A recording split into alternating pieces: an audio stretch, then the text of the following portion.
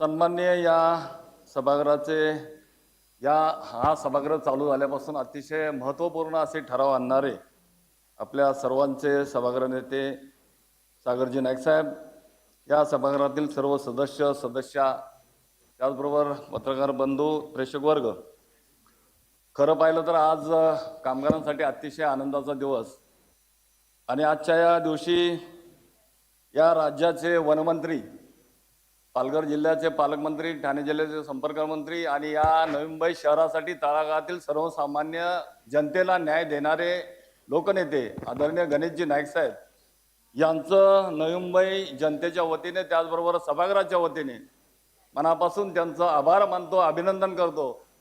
कारण कामगारांच्या वेतन श्रेणीच्या बाबतीमध्ये भत्ता त्यांचा वाढवण्यासंदर्भात हा जो आज सभागृह नेते सागरजी नाईक साहेबांनी जो ठराव आणलाय, कारण अतिशय आज कामगारांमध्ये आनंदाचं आणि उत्साहाचं वातावरण आहे. कारण अनेक कामगार अनेक दिवसापासून या दिवसाची वाट बघत होते आणि खरं पाहिलं तर एवढ्या तुटपुंज पगारामध्ये घर चालवणं हे कामगारांना अशक्य होतं आणि ते शक्य करून दाखवण्याचं काम सभागृह नेते सागरजी नाईक साहेबांच्या आणि सभागृहाच्या वतीने आज या ठिकाणी होत आहे. खरं पाहिलं तर बरेच अनेक सदस्य, आमचे ज्येष्ठ सदस्य शिवराम पाटील साहेब बोलले, गटनेते मनोज हदनकर साहेब सुद्धा बोलले की शासकीय अशासकीय. खरं पाहिलं तर आज हा कामगारांचा अतिशय आनंदाचा आणि महत्त्वाचा विषय आहे. त्यामुळं या ठिकाणी सागरजी नाईक साहेब हे अधिनियम नियमानुसारच हा विषय आणत असतात. त्यामुळं शासकीय अशासकीय म्हणण्यापेक्षा आपण ह्या कामगारांसाठी आपण आज न्याय देतोय आणि कामगारांना खऱ्या अर्थाने आज त्यांच्या चेहऱ्यावरती आनंदाचा दिवस आज पाहतोय.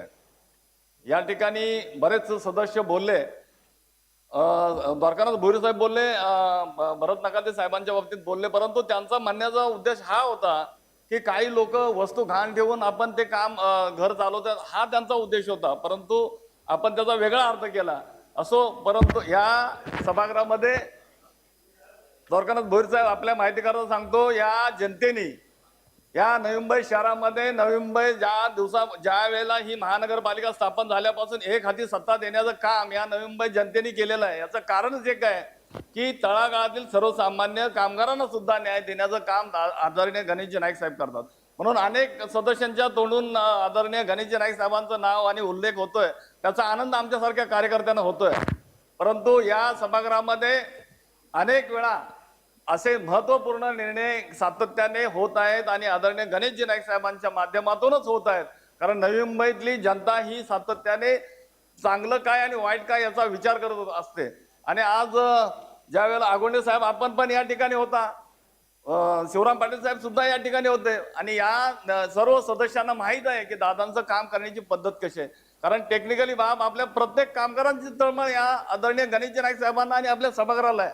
परंतु आज खऱ्या अर्थाने सर्व अधिनियम या नियमानुसार सभागृह नेत्यांनी हा विषय आणलेला आहे आणि राहिलेल्या कामगारांचा सुद्धा, ज्या आया असतील किंवा इतर क्षेत्रामध्ये काम करणारे जे कामगार आहेत, त्यांना सुद्धा टप्प्याटप्प्याने या ठिकाणी सभागृह नेते साहेब त्यांच्या माध्यमातून आपण सभागृहासाठी या ठिकाणी जनतेला न्याय देण्यासाठी, कामगारांना न्याय देण्यासाठी ठराव येतीलच. परंतु आज हा जो ठराव मांडलेला आहे, मी मनापासून सभागृह नेते सागरजी नाईक साहेबांचं अभिनंदन करतो, कौतुक करतो. कारण हा निर्णय होणं लवकर गरजेचं होतं आणि आज एवढ्या हजारो संख्येने आज सभागृहाच्या बाहेर कामगार आलेले आहेत आणि त्यांना महापौर महोदय आणि सभागृह नेते यांचं मनापासून अभिनंदन करायचं आहे. आणि आज हा जो विषय मांडलेला आहे, बरेच सदस्य या ठिकाणी बोललेत, कारण त्या कामगारांच्या घरामध्ये सुद्धा आज आनंदाचं वातावरण तयार होणार आहे आणि इतर कामगारांचं देखील लवकरात लवकर टप्प्याटप्प्याने या ठिकाणी सभागृहामध्ये तो विषय येईल.